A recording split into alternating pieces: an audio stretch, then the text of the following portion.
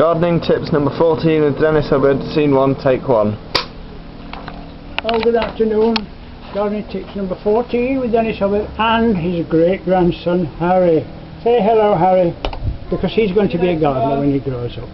But we'll have to put him down and we'll carry on with number 14. Thanks, Harry. Go back to Mummy. Right, thank you. Right.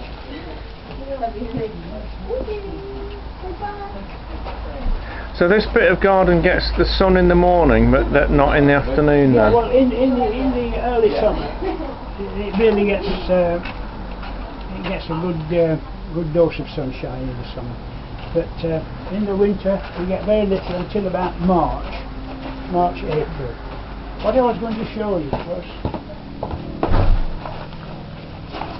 this. This is a cutting from the cutting I got last year. That is a cutting as this was, and I took a cutting of this one to put in here, which will be the same. So a cutting of a cutting. That's right. That's right. So which adds to what we said before, that you don't really have to spend a lot of money on gardening. That's right.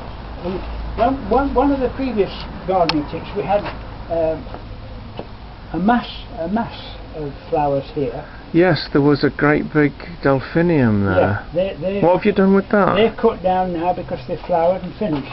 Did you save any of the seeds? No, you don't need seeds because you split them up. Oh right, they're in there, they're in the ground. You see all those spikes there? Yeah. You just split them and you've got two. Oh right. Now, going back to the shed, the new shed, what I want to do is be able to, every year, take out all the panes of the greenhouse when it's in its new situation and remove the greenhouse and pull the shed on these wheels away from the garage wall for two reasons: to maintain it and to make sure that no vermin get settled down in a corner behind it. So you're going to have a shed on wheels? Shed on, well, I'd rather, being near the aerodrome, I'd rather call it an undercarriage. Right. Which it is. Okay. And then you can make sure you've got no vermin behind it, you can clean it, you can do any maintenance that's required on it. Every year that will be a job to do. Right. Right, we'll move on now. Right, so we'll put that on our gardening tips. Yeah. When you construct the shed, because some people won't know how to build a shed. Well, it's so easy, but it'll be very interesting for anyone who doesn't understand.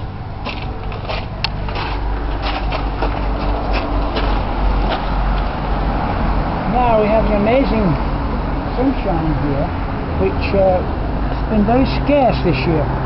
First of all, I'd like to point out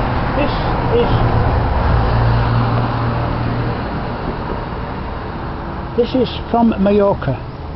I brought it back from Mallorca 10 years ago. What is it? It's a hibiscus. Now it's supposed to be two on one, but it's not the sort of hibiscus we've ever seen in Spain. But I'm hoping that as the years go by, it will come as it should do. It's not. Well, it won't perform the same because of the climate. I mean, it's well, not. I don't know. We had a harsh winter last year, didn't we? It's been moved about so many times that it doesn't know where it is. But this is the second year it's been there with full sun, and it's better than it has been, but not as good as I would hope it to be. This is looking nice. All these roses. All this swamp trimming and keep it down nice and bushy. Yeah, very nice. You get a nice afternoon sun in this part of the garden, though. Very much. You get sun all day, actually, and it is a pity it's not at the back. There's a few pot plants with various things in it. The start of the tomato plants, that tomato plant was an afterthought, so it's not still brilliant. That is starting to ripen quicker than the greenhouse. Now, is it because it's quite sheltered and there's a lot of sun here? Because of the sun all the time. That's what it is. More sun. Now, in the about May time, I planted wallflower seeds along there. In fact, there's still one or two left that I took out. I didn't take them all out, but I'll show you what's happened to them later. But then again, look at the tomatoes on here. Yeah. And the skins on those are soft. They're not like supermarket tomatoes. They're very soft. They don't need any chewing at all. Every one. Here again, it's pointing out what you can grow on a small piece of land. There's the kiwi. Now, I've been on the internet about kiwi growing. Funnily enough, most of the replies came from North America. And their problem was they were getting blossom but no fruit. Now I'm getting a double fault. I don't get any blossom. And I can't understand why I'm not getting any blossom. I was guaranteed it was a male-female tree and it would fruit within a couple of years. It hasn't done. But oh, we'll give it time, it might do. This is the original colour. Yeah. That's a new shoot coming up.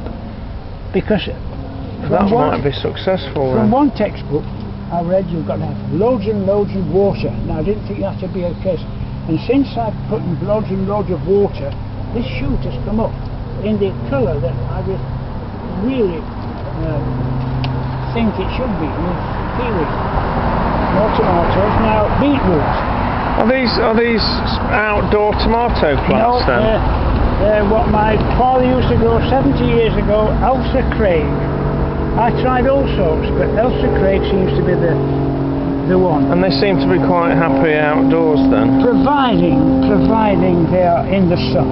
If these were not in a sunny position, they wouldn't make anything. It's just the constant sun. Whenever the sun, this gets it. This part of the garden gets it. In fact, the same with beetroot. We've had loads of beetroot already, and oh yeah. Yeah, you see the beetroot. You know, you put one up.